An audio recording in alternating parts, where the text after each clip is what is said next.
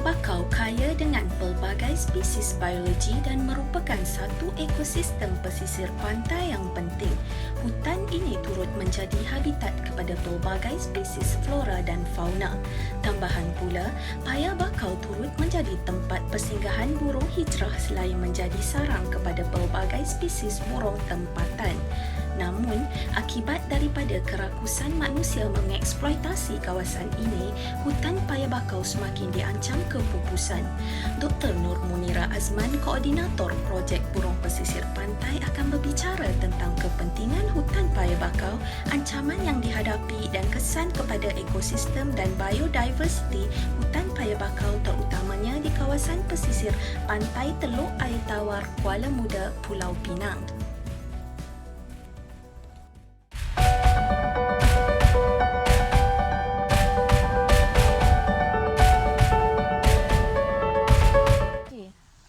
Ini kawasan Teluk Air Tawar. Teluk Air Tawar ni terletak di kawasan tanah besar Pulau Pinang. Maksudnya bukan di pulau. Jadi di daerah seberang Perai Utara.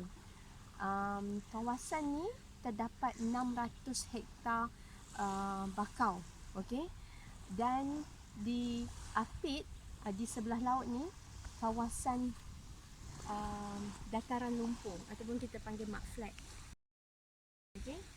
Setiap tahun kawasan ni menerima kedatangan pelbagai spesies burung hijrah. Okay. Kita boleh observe daripada September sampai April sepanjang tahun.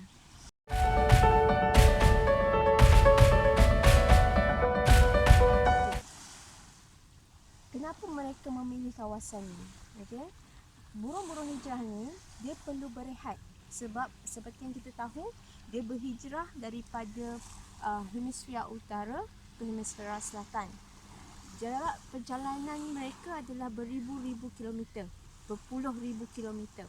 Jadi di negara asal mereka bermula daripada bulan September tu dia dah tahu untuk dia terbang sebab di negara asal ni nanti akan ada musim sejuk. Okay, winter. Jadi untuk mengelak musim sejuk tu dan tak ada makanan di sana, dia orang akan migrate. Dia will migrate daripada utara ke selatan hemisfera. Dan dalam perjalanan yang jauh tersebut, dia mesti memerlukan tempat-tempat untuk dia berhenti. Dan salah satu tempat yang mereka lalui ini adalah Teluk Air Tawar. Dan bukan itu sahaja, tempat ni menerima burung-burung yang telah terancam, di mana bilangannya di dunia ni ada yang sampai tu hanya dalam 300 individual yang matang. Maksudnya 300 ekor adults, individu dewasa. Bayangkan dalam dunia ni ada 300 ekor dan mereka memilih tempat ni untuk dia berhenti. Kan? Tapi bilangannya sedikit lah sebab dia merata-rata tempat. Jadi ini adalah satu kawasan yang sangat perlu kita jaga. Kawasan ni dikenali sebagai important bird and biodiversity area oleh BirdLife International. Tapi malahnya tempat ni belum lagi protected. Dia bukan protected area.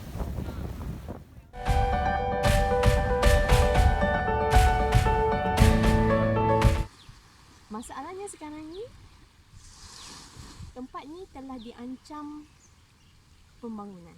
Okey. Sebab disebabkan status kawasan ni bukan protected area. Kerajaan negeri mencadangkan kawasan ni telah telah ditanda has been marked as aquaculture industrial zone ataupun ZIA, aquaculture industrial zone, ZIA, zone industri aquaculture. Bila kita bercakap tentang industri aquaculture, bermaksud dia adalah skill yang sangat besar. Kenapa aquaculture sesuai di tempat ini?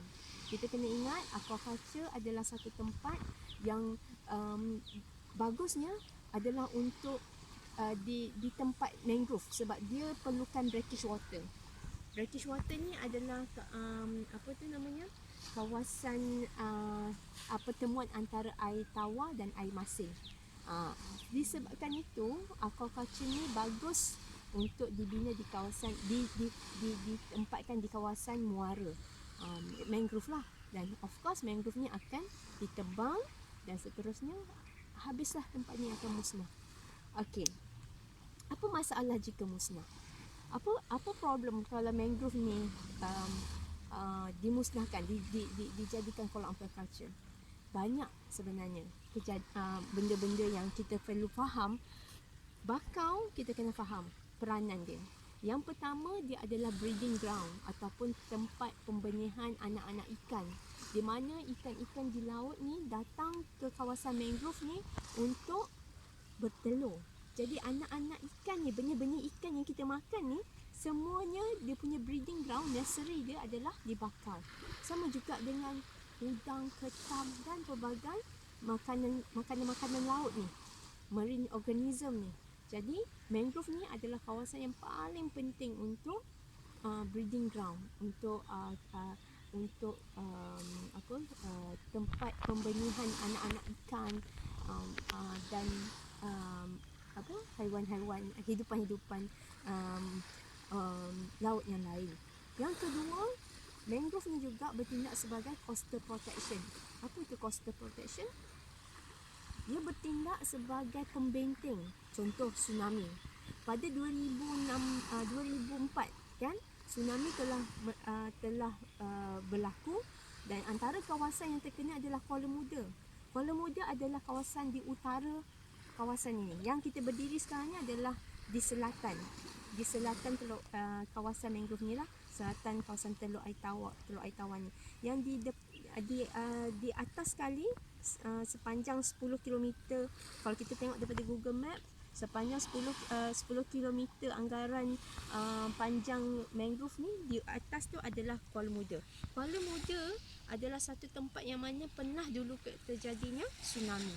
Kan, kalau tak percaya pergi tengok ke Kuala Muda sana, ada tugu tsunami, penempatan orang-orang yang terkena tsunami. Jadi bayangkan kalau mangrove tu tak ada, lagilah teruk kan, macam mana lagilah teruk kawasan ni akan terjejas dengan tsunami. Itu coastal protection. Yang ketiga, dia sebagai carbon storage ataupun carbon sequestration. Kan kita faham, kita ni bumi kita ni semakin lama semakin panas kan. Okey, kita tahu mangrove ataupun tanah-tanah lembap yang lain memerlukan berperanan sebagai penyerap karbon. Penyerap karbon ni adalah gas. Karbon adalah gas rumah hijau kan. Jadi gas rumah hijau ni panas. Bila tidak diserap, dia akan menyebabkan bumi kita menjadi panas. Jadi bayangkan kalau mangrove ni tiada, karbon ni bila tidak diserap, bumi kita akan menjadi lebih panas. Kan sekarang dah panas, kalau kita makin tebang hutan, makin tebang mangrove, habis. Memang kita akan berlaku climate change yang lebih mendadak kan. Cuba tanya diri anda, adakah anda sekarang selesa dengan keadaan suhu bumi kita kan di rumah, bagaimana panas di rumah. Kita semua boleh kata setiap rumah sekarang ada aircon kan. Jadi itu antara peranan-peranan mangrove. Ada lagi, seterusnya adalah water, dia sebagai penapis kepada pencemaran antara laut dengan sungai. Dia memerangkap kadang-kadang ada sampah. Kalau kita pergi tengok dalam mangrove ni, dia menapis air-air daripada sungai yang daripada laut. Jadi apa sahaja yang ada pencemaran di situ, dia akan trap, dia akan pegang. So dia bertindak sebagai water treatment untuk air sungai dan air laut ya.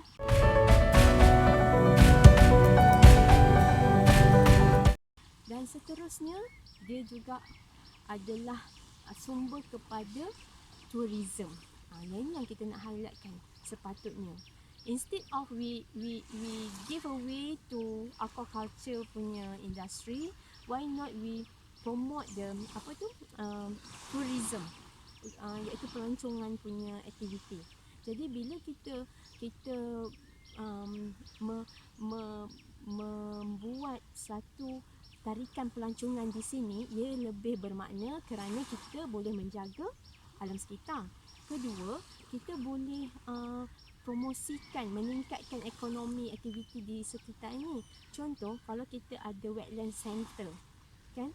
Contoh, wetland center ni dia akan menarik pelbagai pihak. Contohnya orang yang student, orang yang nak belajar tentang ekosistem bakau, orang yang nak melihat kecantikan alam, kan? Banyak bird photographer datang sini, dari luar negara datang sini untuk menangkap gambar-gambar burung.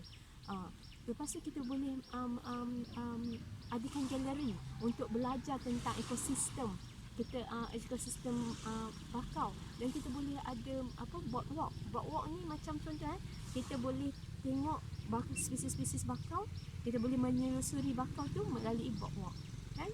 Dan seterusnya kita boleh membantu nelayan, orang-orang pekedai makan kat sini bila turis datang, kan? Itu lebih bermakna. Maksudnya kita orang-orang di sini ni lebih mendapat kebaikan berbanding dengan aquaculture yang hanya akan memberi manfaat kepada certain orang sahaja. Itu. Dan seterusnya tempat ni telah, macam saya sendiri daripada saya telah buat satu projek namanya Shorebirds Peninsula Malaysia Project, di mana saya telah saya bersama-sama Malaysia Nature Society, USM, telah berusaha untuk meningkatkan kesedaran tentang kepentingan bakau ni bersama penduduk kampung.